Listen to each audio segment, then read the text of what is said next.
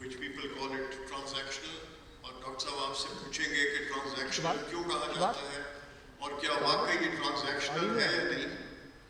The Afghan peace process, जिसको आपने बड़े करीब से देखा, relations with India, the role of Pakistani diaspora in the United States, जिसमें आपकी बहुत contribution, और वो मैंने खुद देखा during this my stay in Washington, 4.5 साल जो मैं वहाँ था, जिस तरह आपने सबसे पहले पाकिस्तानी डायस्पोरा की जो एक ऑर्गेनाइजेशन है जो आपने बनाई, you were the pioneer in that, उसमें आपने जो आपका रोल है, और उसके बाद क्योंकि इस चीज़ की बहुत ज़रूरत है अमेरिका में, जैसे आप सबको पता है, even in Washington, just in Washington there are more than 10,000 lobbyists। तो एक जो अपना एक ग्रुप है, अपना जिसका मुकफ़फ़ है, जिसका नाम है all Pakistan association doctors of north America, उसके साथ उसकी पॉलिटिकल एक्शन कमेटी पैक, इस सब के बनाने में डॉक्टर नसीम अशरफ और इनके कुछ रफ़क़ाए-कार जो हैं उनका बहुत बड़ा हाथ है, और उसका बहुत बड़ा रोल रहा है हमारा पाकिस्तान यूएस रिलेशंस में। उसके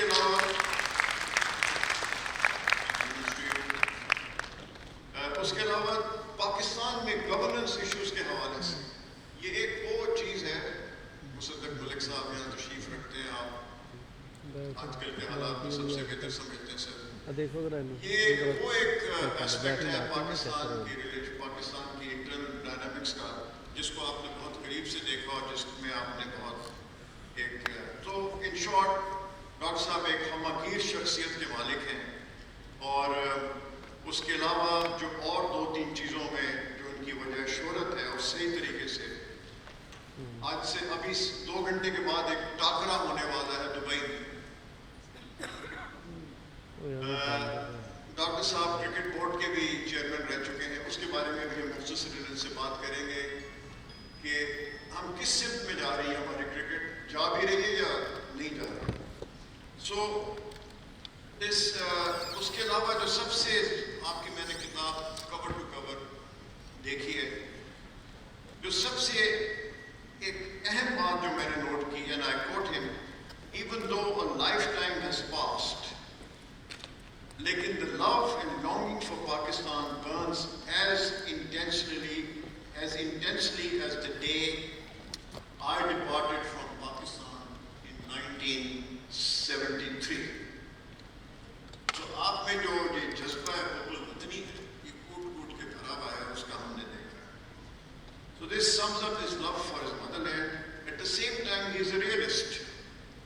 He points out the ills of the system in the US, which is his second home. He has talked about the US coming into quote-unquote attack during the Trump presidency in 2016 to 2020. Prophetic words इनके 2000 देखिए आज से 30 साल पहले, and he says America is the poorer for it. Allow me to say that this is a quote from your book, Trump presidency first. So what is in store for us now? पिछले 1 महीने में जो हर घंटे, हर दिन ही मैं कहूँगा हर घंटे जो डेवलपमेंट्स हो रही है वॉशिंगटन में ट्रम्प की प्रेसिडेंसी में, उसको पूरी दुनिया देख रही है, और हम आपसे पूछना चाहेंगे कि उसके बारे में। Now coming to Pakistan, nobody in this hall can deny the fact that there is a need for course correction, Dr. Saad, on every front.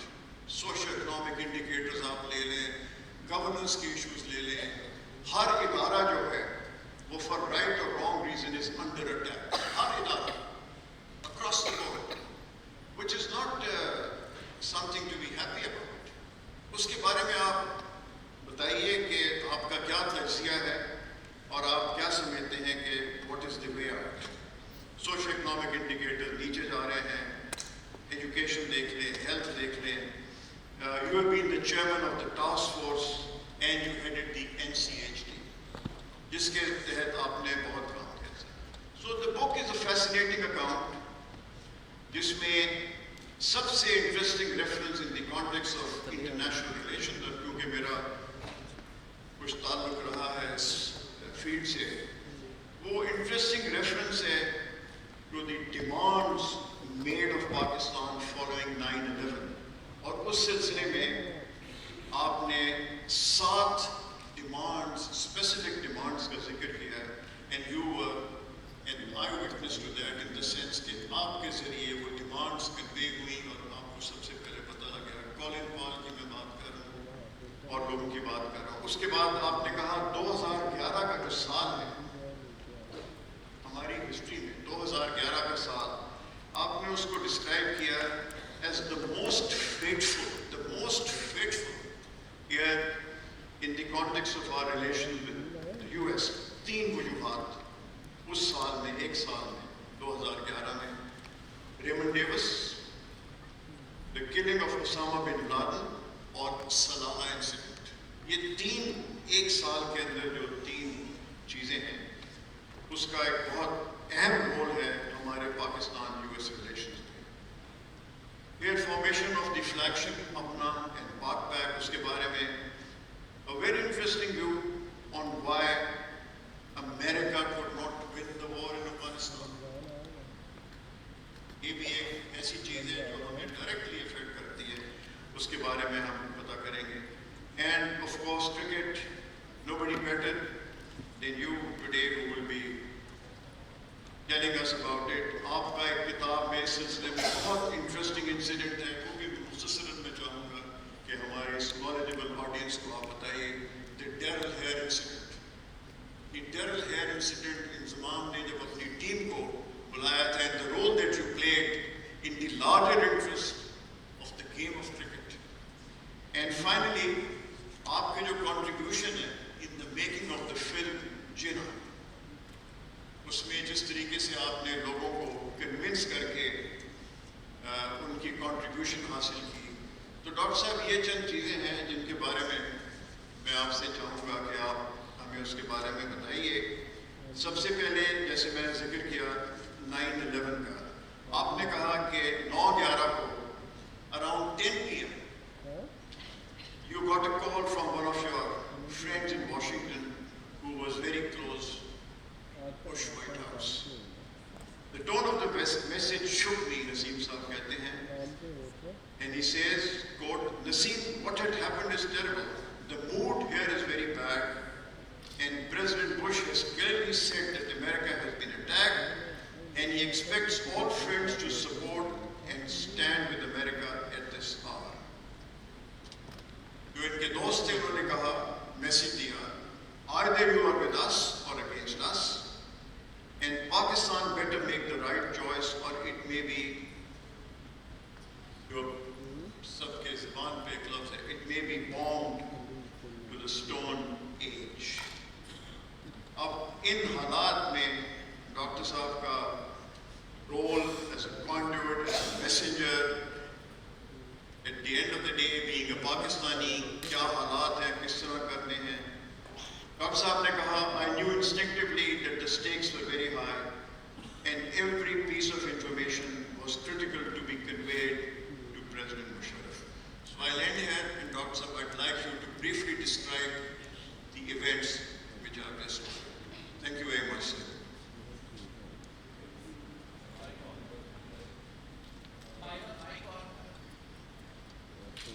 First of all, I'm really privileged and honored to have been invited by the Lahore Literary Festival.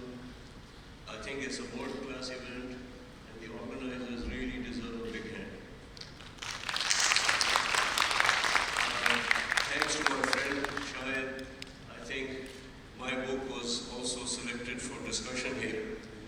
I'm particularly indebted and grateful to you for making the time from cutting back your visit to Bangkok for track 2 and coming back in order to attend today, along with Azaz Chaudhry Saab, our former Foreign Secretary, another friend Mansoor Suhail, and I'm particularly indebted and very happy to see my dear brother Malik, who actually left everything much more than I did and moved to to serve Pakistan for human development in the year 2001. I think there's a lot to cover. First of all, let me outright say that I'm neither a diplomat nor an academic. So what I'm going to share with you is going to be pretty straight out. And I think that that's an advantage to be able to talk about certain things, and that's what I've tried in this book. I had no illusions or pretensions that my book would be read by anybody, and that's why I wasn't writing it. But Dr. Amjad Hussain, who you know very well, was our mentor and writer, explorer, he actually was on my tail for the last 10 years, saying that, no, this has to be clarified. Some issues, particularly, for example, relevant to what you just said. After 9/11, what was the thinking on both sides? And what were the options Pakistan had? It so happened that not only about the 7 demands that were made, they were made in writing.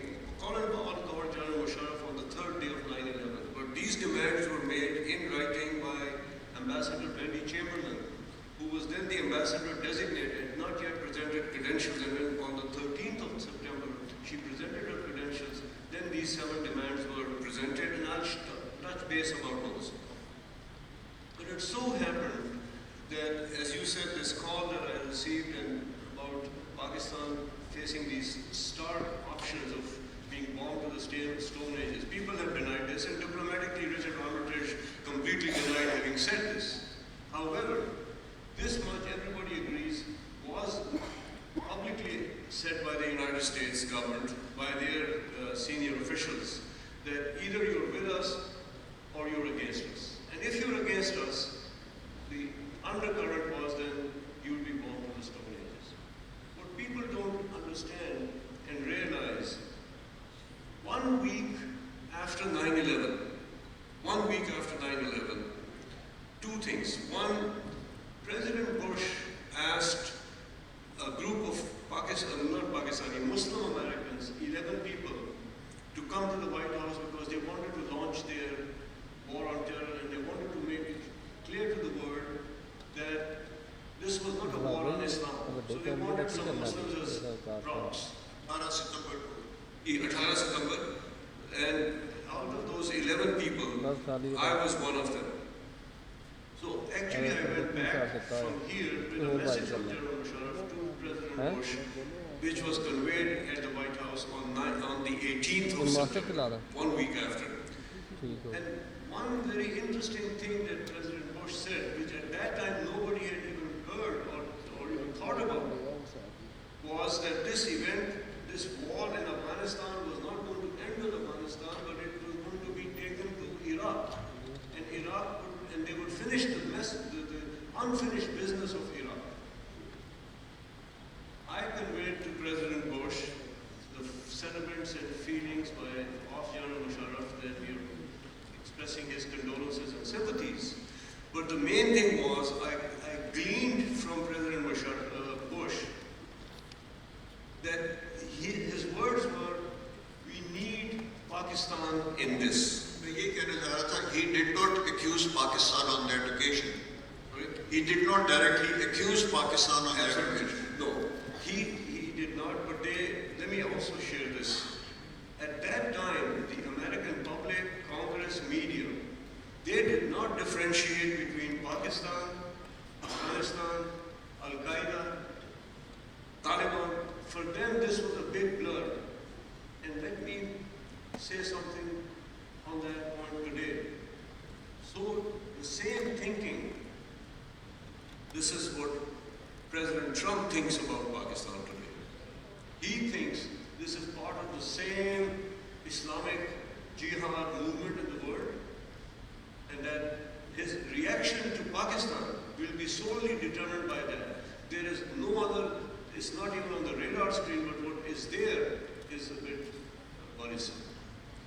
So the 7 demands that the US, the common refrain is that Colin Powell ने एक phone call किया और General Ashraf और Pakistan Bangladesh. This is rubbish. Wendy Chamberlain presented these 7 demands, and the 2 major demands which the US had that were the most difficult were denied and rejected by Pakistan. And those were blanket overflight rights with landing access in any base of Pakistan, and number 2, territorial access to the United States and NATO forces. Both of those were denied. The other demands were accepted in terms of the Shamsi and Jacobabad Air Base that people talk about. It was clearly written in the contract that no offensive operation would be undertaken from Pakistani soil. But to break relations with Taliban, to stop Al-Qaeda, to stop the supplies, these were fine. And let's also not forget, you will recall that on the very first day of 9/11, India had offered full support and basis to the United States. So if you had not done this, the options would have been really terrible. And I think that in that context, but let me say one thing and then we can move on to the other things. Bush and Musharraf met at the Waldorf Astoria exactly 2 months after 9/11 on the sidelines of the UNGA. And at that meeting, both were very happy because both had gotten what they wanted. And they announced writing off the debt and aid and everything. I distinctly remember, and this is documented in the book, Musharraf telling Bush that, Mr. President, the feeling in Pakistan is that when the United States gets done with its business, it just packs up and leaves. Dr. Sahab, thank you very much. You have badi tafsil se bataya. Now I move forward to the year 2011, which you have described as the most fateful year in the history of Pakistan-US relations because of the 3 incidents which took place. Would you like to describe that, please? मैं उसका जिक्र कर दूँ, Raymond Davis affair, killing of OBL and the Salal. ये आपने और BBC ने भी इसको कहा है कि this was the quote unquote the most disastrous period of Pakistan-US relation. आप इसको क्यों कहते हैं most fateful? BBC क्यों कहता है most disastrous? Well, I think there were 3 reasons, as you said. 2011, the first incident was the American contractor killing 2 people in Lahore and then refusing to be held accountable justice in Pakistani courts. What transpired at that time was that both sides felt, and they actually regressed into their own camps. Ultimately, when Raymond Davis was extradited, there was a tremendous loss of face for Pakistan. Pakistan retreated as well. And secondly then, this happened in January of 2011. In May of 2011, OBL the mission was undertaken and Osama bin Laden was Raymond Davis के ऊपर हमारे ऊपर doctor साहब Raymond Davis के हवाले से किस किस्म का प्रेशर्स थे? ये बताइए ना.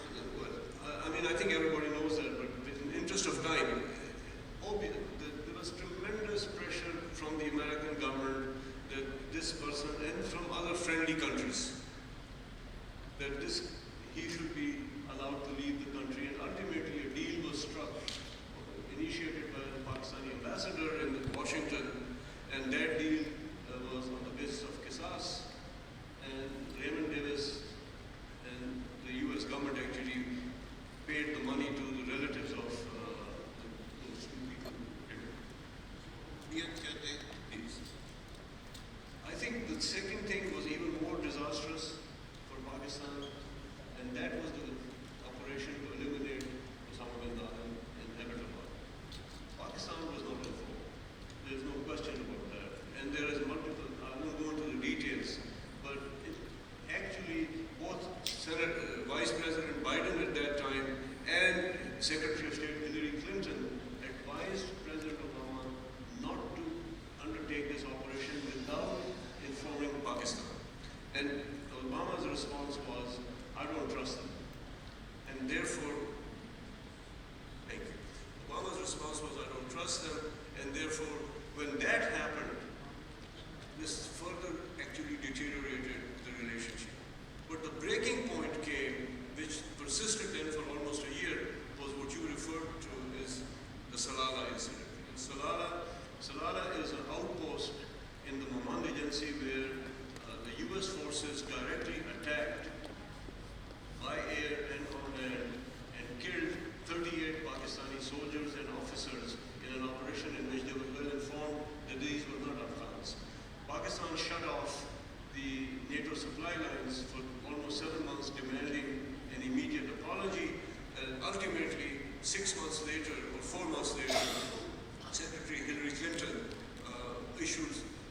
some kind of an apology that was ultimately accepted, but that reflects what US-Pakistan relations from 1950 to today. It reflects a trust deficit, as you have also mentioned. This trust deficit has been the bane of our relationship. It's always been, as you said, transactional. We seem to think that it is not transactional, it should not be transactional. That's the American culture, that's the American way of life. Not to think like that is actually deceiving yourself. So I think this nature of the relationship, there's a very good book on this by a Pakistani diplomat, and it's called Magnificent Delusions. And I think you owe it to yourself to see how he has written about this thing. I think Pakistan has had unrealistic expectations. I think the United States has been very clear in their mind as to what they demand. They feel that we give this, and in return you do that, and that's the end of the story. And I think please allow me to say, unrealistic expectations का आपने जिक्र किया, लेकिन उसके साथ साथ ये जो ट्रांजैक्शनल रिलेशनशिप है, मैं भी वहाँ रहा हूँ, आपने तो खैर बिल्कुल वहाँ कई दहाइयों से आप वहाँ पे हैं। ये ट्रांजैक्शनल रिलेशनशिप जो है, ये कोई ऐसी एरी फेरी बात नहीं है। इसमें काफ़ी हद तक सदाकत है, अगर हमारी ये ढंग से जो मुख्तलिफ अदवार में समिंगटन अमेंडमेंट, प्रेस्टर अमेंडमेंट, क्लैन अमेंडमेंट, उसके बाद ब्राउन, उसके बाद स्टीफन सोलार्स का रोल, वो सब आपने उसका जिक्र किया। तो एक वो ज़माना भी था जबकि हमसे वो पूछते थे what is your wish list. उस वक्त भी तो सब ये चीज़ें थी क्योंकि उन्हें हमारी ज़रूरत थी अफगानिस्तान में रशियन फोर्सेस के खिलाफ। जब when the Russian forces were pushed back, suddenly overnight everything changed. So much so कि जो F-16 जो हमने अपने पैसों से लिए गए, वो एरिज़ोना के रेगिस्तान में उन्होंने कॉन्फिस्केट करके, जिसको हाईवे रॉबरी कहते हैं, you may not agree with that phrase, लेकिन यहाँ यही परसेप्शन है कि पैसे हमारे, चीज़ हमारी। आपने जो पहले हमसे पूछते थे कि विश लिस्ट क्या है, जल्दी बताइए, हमने आपको चीज़ें भेजनी। Overnight even a pencil could not be exported to Pakistan without the certification by the US president. तो उसमें आपका बड़ा रोल रहा है पाक बैग का और अपना का कि आपने किस तरह वहाँ पे इन सब जो चीज़ों को आपने ठीक किया, वो ज़रा उस पर बताइए। I think you're right. It's always what the country feels is their immediate needs. In the 80s, the Soviets in Afghanistan, America looked the other way and they let you develop your nuclear bombs. There is no question about that. Reagan kept, and actually the Preston Amendment, people don't understand that. The Preston Amendment was passed in 1985. It was initially introduced to help Pakistan. It was introduced to overcome the Symington Amendment, which did not allow anything. But Preston was, and until 1990, the US president would always certify, Reagan and then George Bush Sr. also for his first year certified that Pakistan is not developing a nuclear weapon, even though they knew in 1984, as did the rest of the world, that we had acquired this technology and we did. Because it suited them to certify.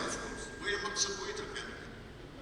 जब तक उनको हमारी ज़रूरत थी, we were the best of friends. तो इस बात पे तो आप मुत्तफिक हैं कि नहीं?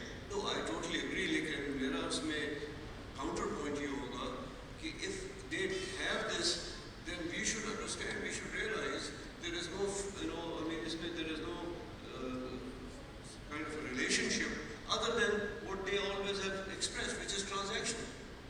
So, वो डॉक्टर साहब अब फरमाइए, अब जबकि एक नई एडमिनिस्ट्रेशन अमेरिका में, ट्रम्प एडमिनिस्ट्रेशन, और पहले भी उसके 4 साल हमने देखे, तो पाकिस्तान को for a moment if we leave Pakistan aside, पूरी दुनिया उनकी पॉलिसी से पिछले 1 महीने में उससे कम में खायफ है। यानी उनको परेशानी है कि क्या most unpredictable. So how is it going to impact our relations? मैं उस कॉन्टेक्स्ट में कह रहा हूँ US India,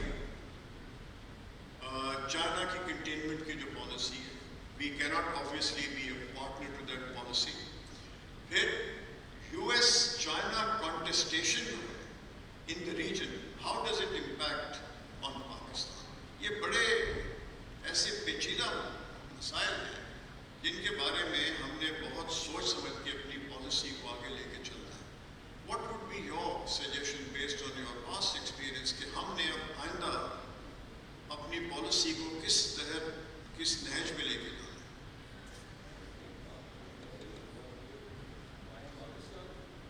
Pakistan actually has to walk a very fine line because we also don't want to completely be isolated in any one camp.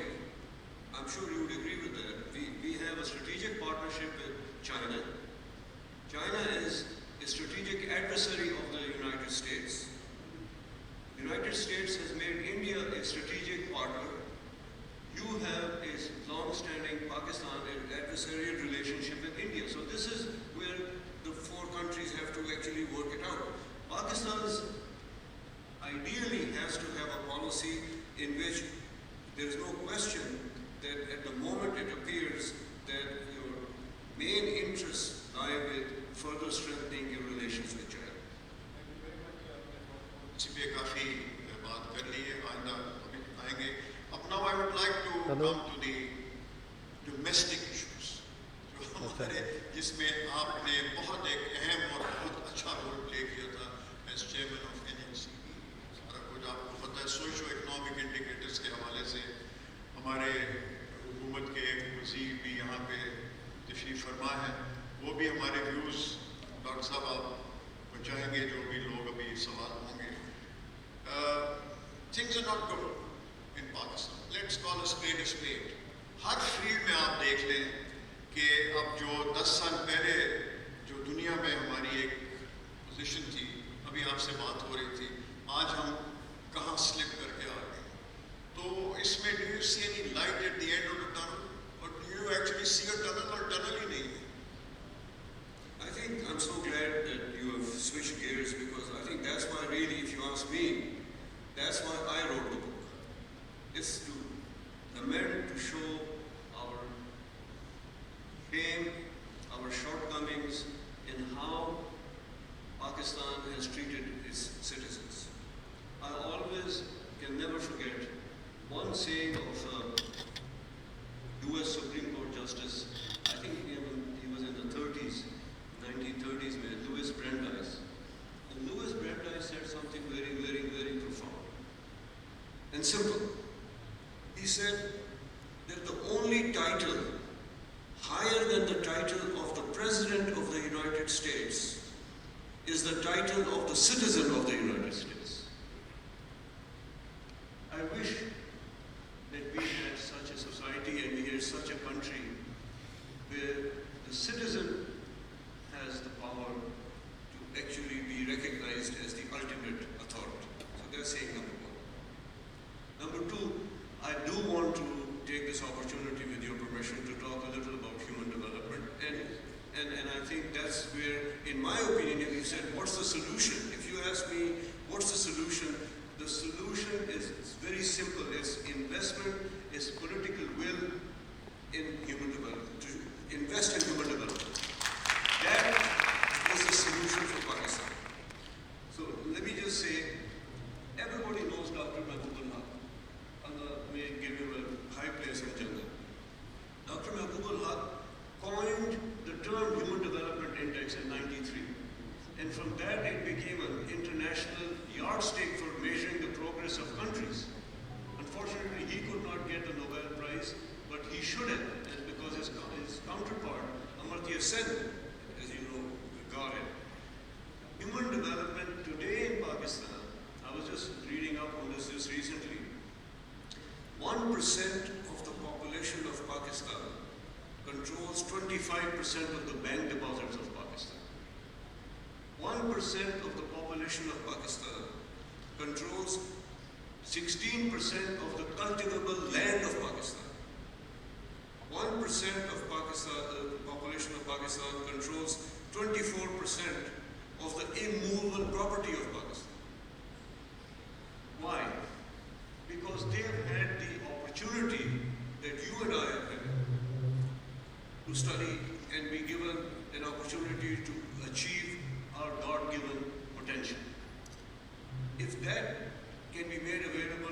citizen of Pakistan. There is no question this country of 250 million people, the most resilient, the most ingenious people that I've seen anywhere, there is no question where they can achieve and what they can achieve. The government is seriously looking for people like you, talent, proven track record. अगर आपसे ये गुजारिश की जाए doctor साहब कि जिस तरह आपने पहले सब कुछ छोड़ के कुछ अरसे के लिए आए थे, would you be prepared to do that for the sake of the country? No, we're still doing what we can, but I think officially, formally, since you asked this, no, I think there are 1,000 more people in Pakistan, I mean that without being modest, who can do this job and who can continue. It requires political will. It requires somebody at the top. That's what happened in the Musharraf era. Because this concept of human development, of public-private partnership, of mobilizing people from the grassroots, of mobilizing the diaspora, and we need to talk a little bit about the diaspora. All of this had been presented to previous people in power in Pakistan at the highest level, but nobody took it seriously for whatever reason. And no matter that he was a military dictator and came to power extra-constitutionally, which should never happen. I categorically want to say this, and I've said it in the book, that the three major reasons for Pakistan's performance over the last 75 years. Number one, poor governance. Number two, corruption. And number three, army rule. These three things have been the bane why Pakistan has failed to play. And unless we honestly look at that and create an environment that cannot be repeated, we will make the same mistakes. आप कह सकते हैं क्योंकि आप शहरियत कोई और किसी और मुल्क की, आप कह सकते हैं बरबला क्योंकि आपकी शहरियत किसी और मुल्क की. I think, frankly, this everybody's saying. Everybody's ये saying. प्रेस फॉर टाइम मुझे इशारा हो रहा है, हमारे पास 5-7 मिनट और हैं, तो ये जो डायस्पोरा का रोल है इसके बारे में आप अगर मुख्तसरन बता दें please. I think it's fundamental. Unfortunately, political forces, people in Pakistan, they see the diaspora as a threat. Some very senior people have made some statements that I don't want to repeat here. My only point is, judging from what the diaspora has done to transform China. In the 80s, they mobilized and they created an enabling environment, and the Chinese invested heavily. Let me share one study with you that some of you may be familiar with. Shahid Barki Sahab, the noted economist and retired from the World Bank as vice president, has done a study in which he showed that the annual turnover, not the assets, just the annual income of 10 lakh or 1 million overseas Pakistanis. This month there are 10 lakh or 1 million overseas Pakistanis. That their annual income of 10 lakh people, 1 million people, is equal to the GDP of Pakistan. $360 billion is the GDP of Pakistan, the formal official GDP. And Barki has calculated that the annual turnover, so if out of that annual turnover, which is $350 billion, imagine what are the opportunities for Pakistan. To think that we are getting $30 billion in remittances is not even a drop in the bucket. Somebody has to actually understand this. I mean, planning people, the political forces, to how to mobilize, but what do the diaspora want? Right now, the diaspora is the biggest critic of Pakistan.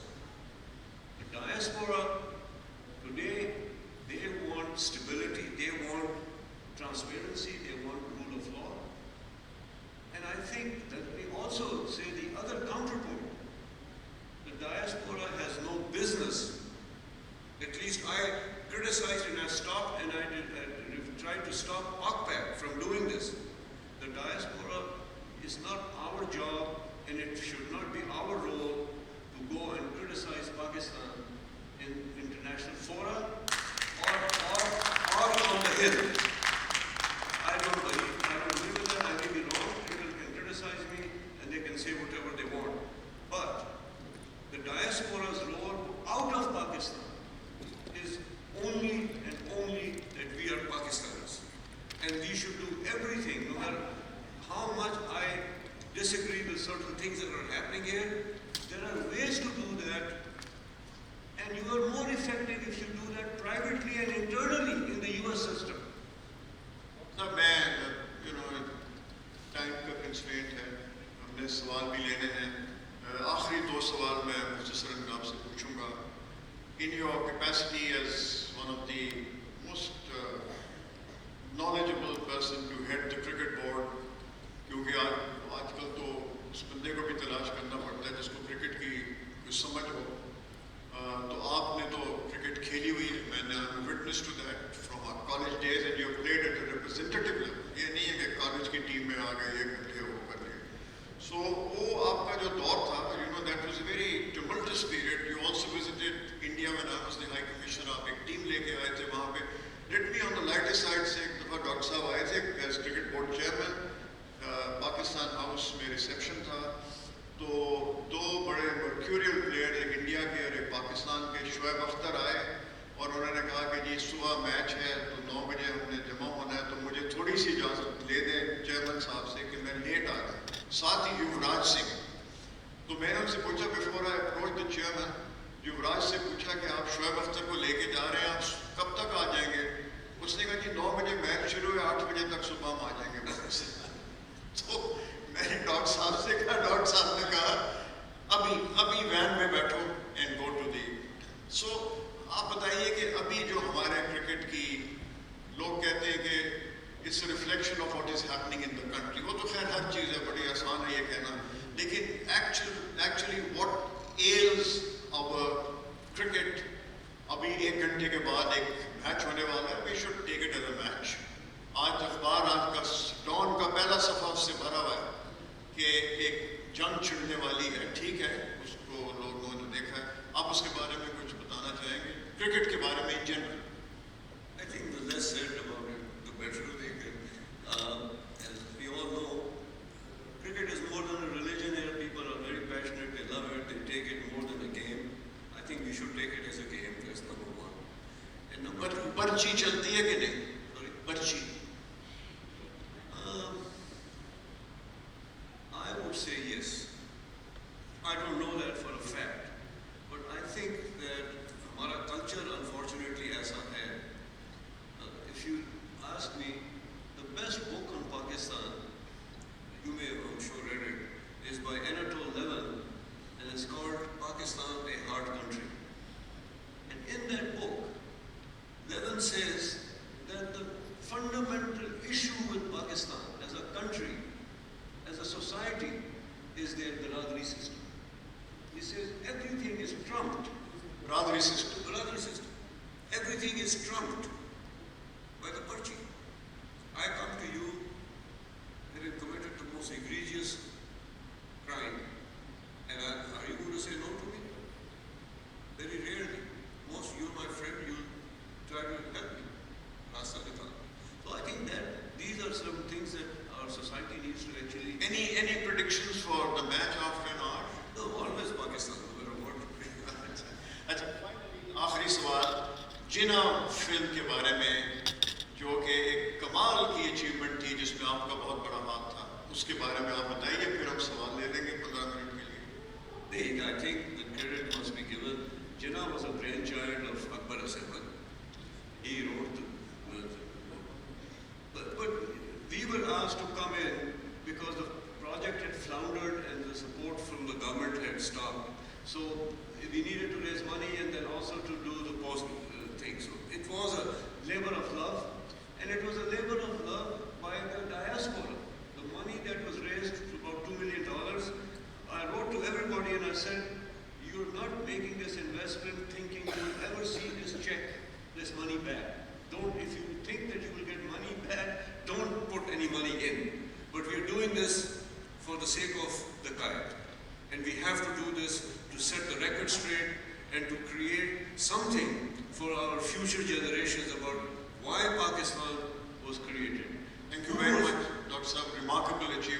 all what you have said. दरिया को कूजे में हमने बंद करने की कोशिश की है जो कि बड़ा मुश्किल है. Now I would like the audience to kindly अपने आप को अगर मुनासिब समझे आइडेंटिफाई करके सवाल पूछ लीजिए डॉक्टर साहब से. मुख्तसर सवाल कीजिए, कमेंट्री ना कीजिए, बस सवाल कीजिए और जवाब का इंतजार कीजिए. Please. I am Ajaz. I was working in Abbottabad when Osama bin Laden was assassinated, and luckily the military unit that was looking after the security of PMA there was an officer known to me, and I visited the site. Osama bin Laden, the same day, 1st May, I visited the site with the officer, and the first-hand account, direct from horse mouth, was that when we entered into the room of Osama bin Laden, the wife, second wife of Osama bin Laden, Halala, something like Halala, Yumni women, she asked that officer, Major Saab from army, that whether Osama bin Laden, in Arabic she asked, is he alive or he's khalas, uski death ho gayi hai ya wo zinda hai. So apparently the army was not knowing, even his wife was not clear what happened to Osama bin Laden. So if he was killed there, so at senior level, at government level, who was in picture?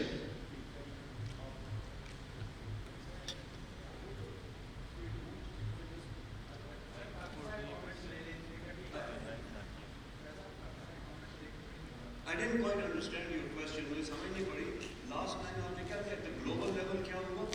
At tactical level, no one was knowing about the Osama bin Laden, his death. Even his wife was not aware. But who permitted at the government level this assault inside Pakistan? I think, according to what I have read and discussed with some people, they identified 2 different ways the body of Osama bin Laden. Through DNA testing as well.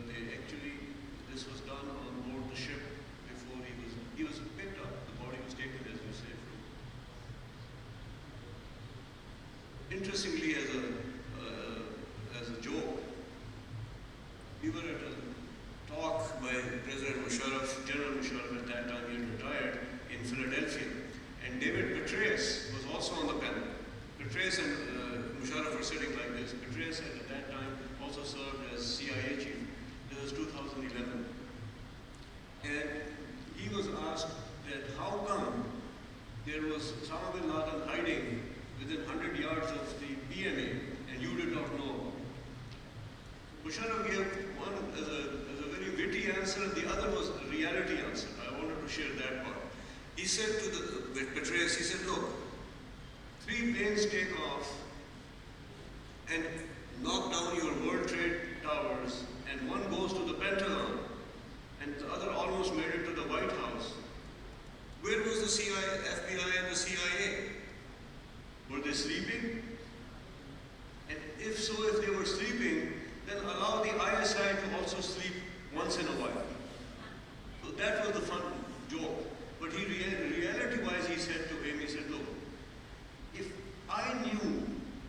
if we knew at the top that Osama bin Laden was being housed here, he says, don't you think I would have used it?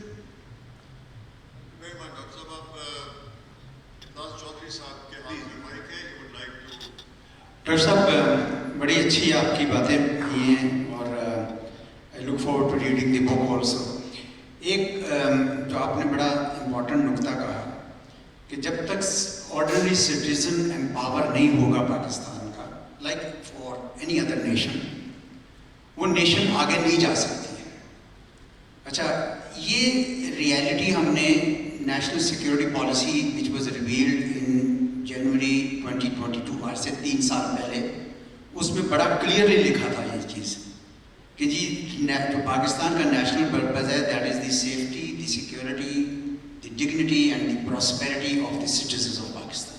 So that should be the national purpose. लेकिन हमने देखा कि उसके बाद कोई उसको उठाता नहीं है, खामोशी इख्तियार कर लेते हैं, as if ordinary citizens don't matter. So I just want to echo और endorse what you just said कि जब तक आप सिटीजंस को एम्पावर नहीं करेंगे तो कोई भी बंदा इस मुल्क में महफूज नहीं होगा, चाहे कितने मर्जी प्रोटोकॉल और कैवलकेड्स और सिक्योरिटी ब्रिगेड्स चला दें. हमें उस तरफ जाना होगा ultimately, and that's one your contribution जो आप ह्यूमन डेवलपमेंट के सिलसिले में करते हैं. आई होप कि we follow that course. Thank you. It's just a comment, not a question. बिल्कुल निज़ार साहब आप सही फरमा रहे हैं. This is exactly what it is. National security today is not military security alone. National security is mainly human security first. Without human security, the territorial security will always be compromised. And so I think that's a fact that our people in power, our governments need to understand and realize. And you can see the writing on the wall with the daily terrorist attacks. By the way, not to belittle the point, last year, I was reading for this talk, about 1,000 people were killed in Pakistan from terrorist attacks. You know how many people die every day from tuberculosis in Pakistan? Every day. 70 people die every day from tuberculosis. So if there are 1,000 people killed by terrorism, we have a jumbo jet crashing every day with Pakistanis because of just simple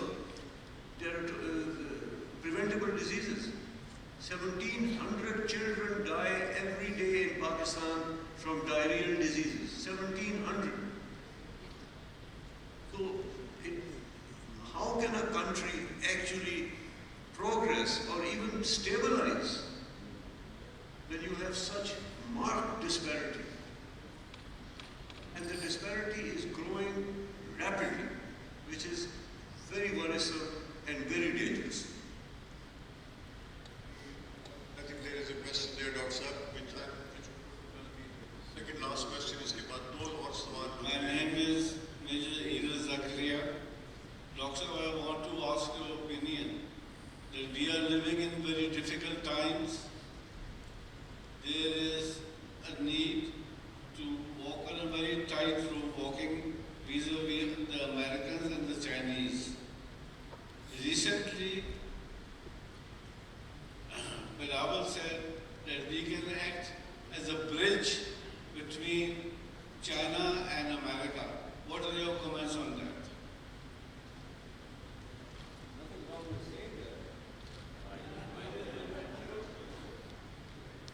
Yeah, I read that statement too. Very frankly, I said more power to him if he can. There's nothing wrong with saying that. But realistically, आप देखिए ना, what is the role? Pakistan, where is it positioned? Where does the US see Pakistan? And again, we should not have unrealistic expectations.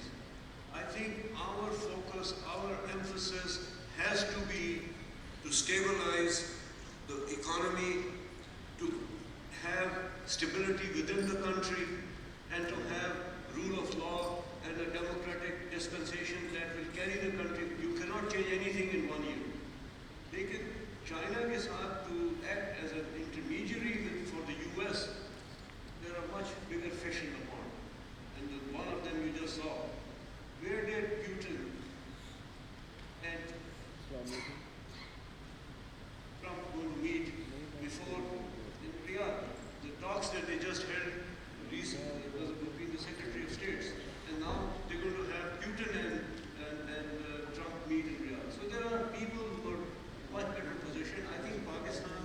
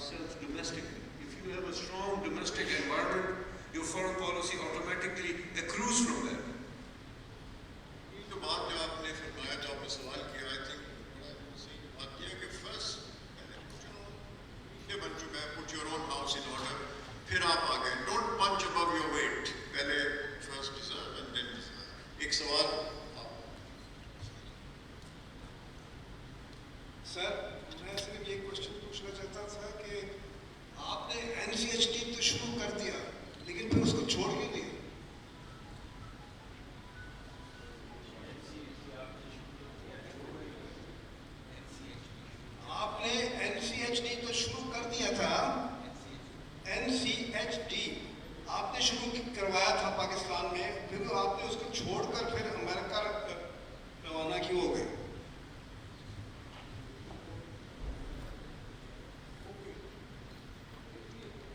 NCD एक institution है, अभी भी है। मैं America इसलिए वापस चला गया कि मेरी अपॉइंटमेंट एक सरकारी अपॉइंटमेंट थी, पॉलिटिकल अपॉइंटमेंट थी। जब सदर मुशर्रफ पावर में नहीं थे तो मेरा कोई हक नहीं था, कोई जवाब नहीं था टू कंटिन्यू। मैंने इसलिए रिजाइन किया।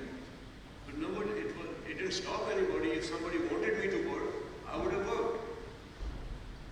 लेकिन मैंने रिजाइन इसलिए किया कि I didn't want to just hang on to a post, either NCD or the cricket board, because there was no moral justification for that.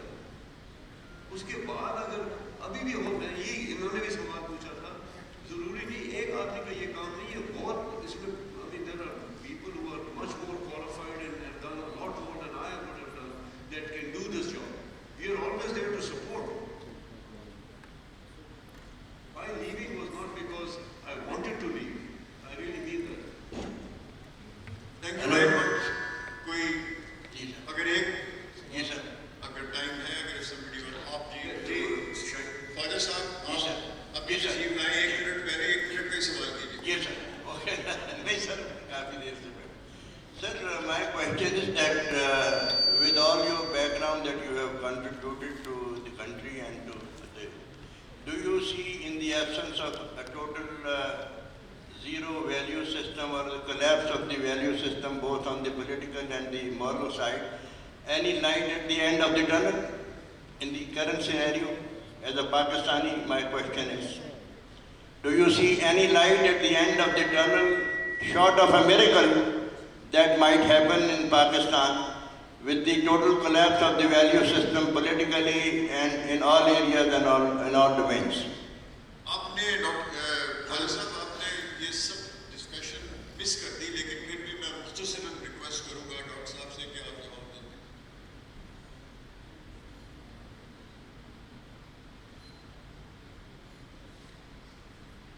हाँ जी, I think शायद हमने ये बात पहले की है, but I can repeat.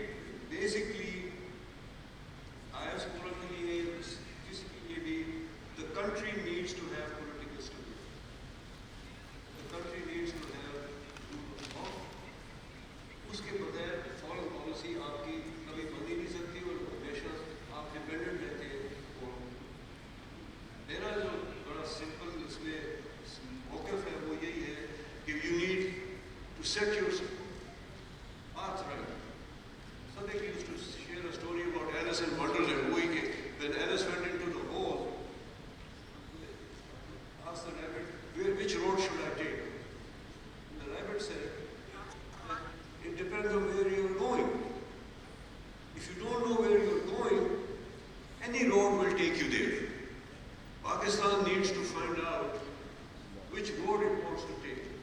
मेरी सिर्फ गुजारिश ही है, there are much more eminent foreign policy experts sitting here, Shahid साहब, साहब, आपको transformation चाहिए from a security paradigm state and limited to that into a modern progressive country, nation state that is actually at peace with itself and at peace with others. That's Ladies and gentlemen,